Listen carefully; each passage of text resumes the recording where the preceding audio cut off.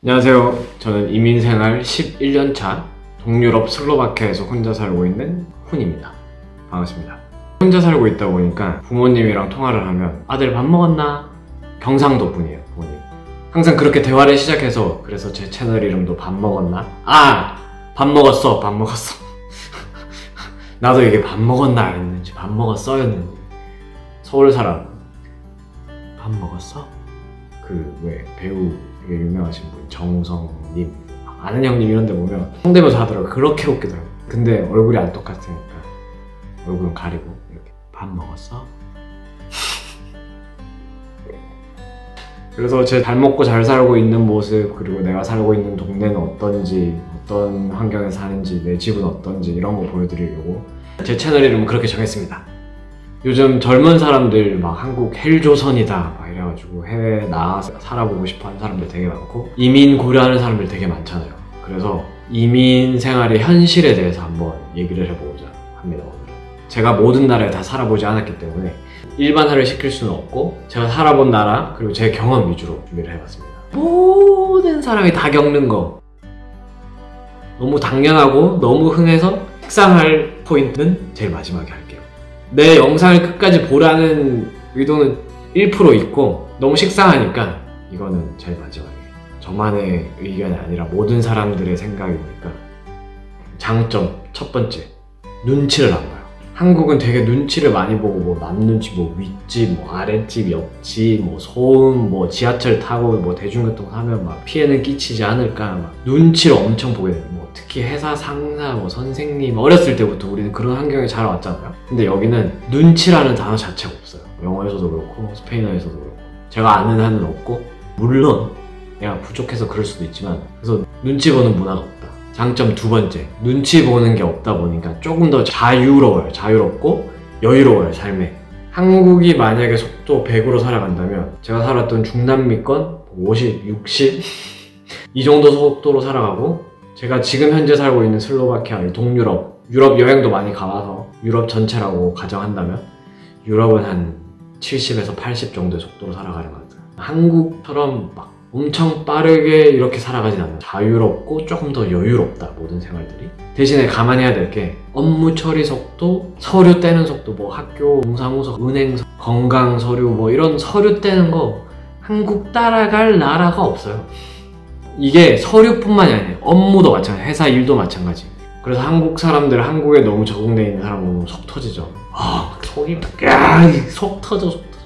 그런 거 감안하셔야 됩니다. 장점이 대신 단점이기도 하고. 그리고 장점 세 번째, 보증금이 싸요. 한국은 보증금 1000은 기본이죠. 특히 대학교 앞 원룸 이런 데 시세도 1000이 제일 싼 데일 거야. 고시원 이런 데 예외하고. 근데 여기는 보증금을 한 달치 월세만 먼저 내면 돼요. 돌려받는 거는 조금 케바케인 것 같아요. 좀 악덕인 집주인들은, 특히 저 같은 경우 이방인이잖아요. 그래서 제가 만약에 다 생활을 정리하고 한국으로 돌아간다는 사실을 알면 얘들은 다음 주에 줄게, 뭐 다음 달에 돈 생기면 그때 줄게, 꼭 줄게 이렇게 말해놓고 시간이 지나도 안 주는 거예요. 왜냐면 나는 이제 한국으로 돌아가면 내가 뭐 전화로 해서 변호사를 쓸 거야, 뭐 여기 법정에 참여를 할 거야. 못하잖아요. 못하는 거 아니까 얘네들 입장에서 그런 거 악용해서 월세를 안 돌려주는 악덕 주인들을 몇 번 봤어요. 제 경험이기도 했고 제 주변 사람들한테 얘기 들은 거기도 하고. 그래서 보증금은 보통 조금 불안하다 싶으면 마지막 달치 월세를 내가 보증금으로 까먹겠다, 좀 처음에 들어갈 때 딜을 잘 보셔야 돼요. 계약서에 적을 수 있으면 베스트, 계약서에 못 적는다면 구두로라도 아니면 뭐 예신적 메일로라도 남겨두는 게 베스트인 경우입니다. 그리고 집 수리하는데 돈이 필요하면 나한테 청구해라, 내가 돈 주겠다, 그렇게 하는 게 베스트입니다. 그리고 장점 네 번째, 여기는 나이가 없어요. 위아래 참 좋죠. 뭐 저는 그래요. 저는 어릴 때부터 교회를 다녔어가지고 10살 차이 나는 형 누나들도 다 반말하고 이랬었기 때문에, 그리고 왠지 나한테는 존댓말 쓰고 이러면 나는 벽이 생기는 것 같아서 그런 게 불편했었거든요. 근데 여기는 나이 차이가 없고 오로지 있는 건 남자 여자 그 차이. 연애할 때도 마찬가지예요. 한국은 뭐 연상 연하 이런 거 엄청 따지잖아요. 근데 여기는 남자 대 여자 그것만 보면 되는 거예요. 좋죠. 그래서 해외 생활을 하면 할수록 나이에 대해서 더 둔감해지는 것 같고, 저도 한국 나이 몇 살인지 물어보면 한참 생각해야 돼. 생각하기 싫은 건가? 네, 저는 23살, 한국 나이로 23, 만 나이로 21살 때부터 해외 생활을 했기 때문에 갑자기 한국 나이로 얘기하면 거의 2살을 더 먹기 때문에 생각하기 싫어. 나이 상관없이 살아갈 것 같아요. 그리고 이제 단점. 현타 올 겁니다. 현타 준비하세요. 단점. 첫 번째. 한국만큼 의료 시스템이 잘 돼 있는 나라가 없어. 여기는 뭐 그냥 응급실 한번 들어갔다 나오면 뭐 30만 원은 기본으로 깨지면 300불? 그 정도는 감수하고 가야 되고 돈이 여유가 돼서 보험 괜찮은 거 들어져 있다. 그러면 오케이. 근데 그렇지 않다. 그러면 내가 아파 죽겠는데 뭐 한 일주일 후에 진단받을 수 있고 공공의료기관이 있어요. 있는데 퀄리티나 뭐 대기줄이나 이런 게 그냥 아프면 집에서 쉬는 게 단점 두 번째. 요즘 한국이 문화 강국이에요. 제가 처음에 이민 나갔을 때 10년 전만 해도 내가 체험할 수 있다, 주변에서 느낄 수 있다 이런 건 없었어요. 그냥 한국 언론에서만 떠들어대는 거다 라고 생각을 했는데 한 최근 5년 사이로 또 특히 요즘에 BTS 빵! 뜨고 나서는 그리고 넷플릭스에 한국 드라마가 많아지면서 한국 드라마 본다는 주변 사람들 얘기는 많이 들어요. 한국 문화 강국이다. 해외에 살다 보면 한국 문화를 직접 접할 수 없으니까 한국 영화를 영화관에서 볼 수 있다? 없다. 그리고 문화 강국 아니고서는 자기 나라 언어로 자기 나라 배경에 드라마를 만드는 나라가 많지 않아요. 생각보다 해외에서 느낄 수 없는 한국의 장점 중에 한 개거든요. 그리고 단점 세 번째. 이거는 한국 월드컵 축구 경기를 보기가 힘들어. 특히 월드컵 같은 경우에는 여러 경기를 동시에 하다 보니까 만약에 한국이 뭐 독일이랑 경기를 한다 뭐 그러면 볼 수 있죠. 상대편이 핫하니까. 근데 그렇지 않고서 상대편이 뭐 핫하지 않은 나라 근데 동시간대에 핫한 나라들이 경기를 해요. 그럼 뭐 한국 중계는 물 건너간 거죠. 내가 찾아봐야 되는데 그래서 뭐 아프리카 TV 뭐 유튜브 뭐 구글 뭐 5만 거 검색해서 보면 5분에서 10분 정도 늙고 그걸 완주해서 볼 수 있으면 다행이야. 근데 뭐 한 5분 보다가 뭐 갑자기 이거 뭐 중계권 이슈로 잘려 아니면 뭐 무슨 이슈 접속이 안 좋아 뭐 한국 축구 경기 올림픽 한국이 하고 있는 스포츠 경기를 볼 수 있는 경우가 되게 드문 것 같아요. 물론 집이 뭐 빵빵해서 금수저라서 뭐 ESPN 뭐 스포츠 채널 마음대로 볼 수 있다? 그러면 제외. 근데 그런 게 아니다? 그러면 한국 축구 경기 뭐 한국 대사관에 가면 볼 수 있을 정도? 뭐 한국 대사관이 가까이 있으면 다행이에요.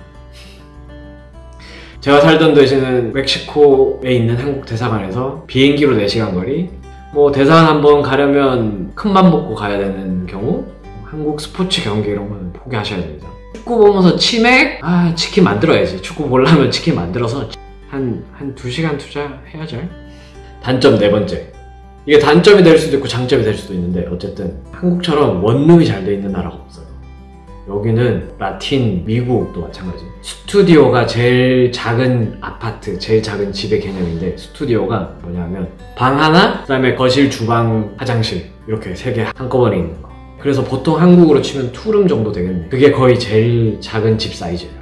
그러다 보니까 보증금은 싼 대신 월세 이런 것도 당연히 원룸보다 비싸고 원룸 같은 곳을 못 구하니까 룸쉐어 아니면 뭐 플랫쉐어 여기서는 룸메이트, 플랫메이트라고 많이 하는데 뭐 한 방 2개짜리 집을 구해서 방을 각자 한 방씩 쓰는 거예요. 그래서 집값을 세이브하는 경우.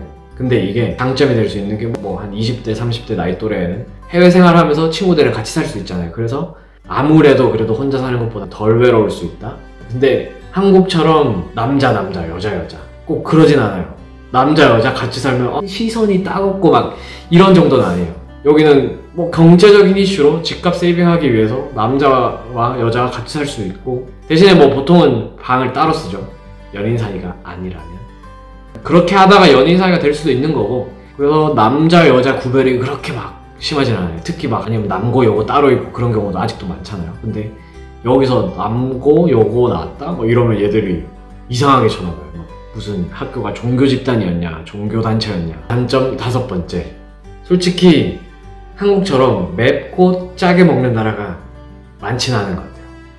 뭐 멕시코도 매운 음식 많이 먹긴 하는데 특히 마늘 그리고 김치. 조금 제가 외국인이랑 살 때 김치를 냉장고에 보관하는 게 조금 제 스스로 눈치가 보이더라고요. 눈치 보면 안 되는데 당연히 음식이니까 냄새가 날 수 있는데 조금 그래도 김치는 조금 냄새가 좀 강하잖아요. 그리고 또 한국 사람들 마늘을 또 좀 많이 먹어요. 마늘이 되게 강한 향신료인데도 불구하고 한국은 되게 많이 먹는데 외국에서는 마늘 진짜 뭐 한 알?